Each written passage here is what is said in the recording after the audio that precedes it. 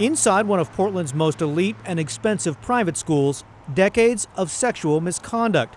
The findings outlined in a report commissioned by Catlin Gabel's Board of Trustees. And I think it's important that folks understand that if this can happen in a tight-knit, excellent organization such as Catlin, that it can happen anywhere. The investigation started 1 year ago after a former student alleged on Facebook that she'd been abused by a teacher at Catlin Gabel. The investigation found a total of 21 former Catlin Gabel teachers, faculty, and staff were reported by witnesses to have engaged in sexual misconduct. The alleged incidents occurred as long ago as the mid-1960s and as recently as 2016. The sexual misconduct ranged from boundary crossing, like inappropriate touching and kissing, to criminal sex abuse. In one case, a PE teacher and coach pled guilty to sex abuse and was sentenced to prison. Many others were never charged, and it's not clear if they faced any consequence for their misconduct.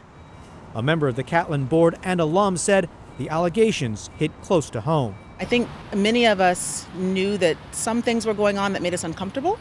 While I was not a victim of the abuse myself, I certainly have stories, and I have friends who were victims. The report describes how students and even teachers at Catlin Gabel tried to blow the whistle on the alleged abuse, but often those complaints went nowhere. In response to the report, the school wrote, "We profoundly apologize for the pain and suffering that these alumni endured. What happened is inexcusable."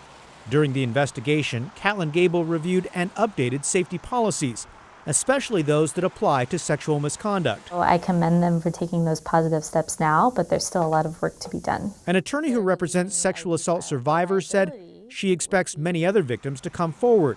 Criminal and civil litigation could follow. I'm glad that they have an open invitation for people to come forward, and I hope that more do, because I'm sure there are more people that have not reported yet. Catlin held town hall meetings for both parents and students today to address the report and its findings. Kyle Aboshi, KGW News.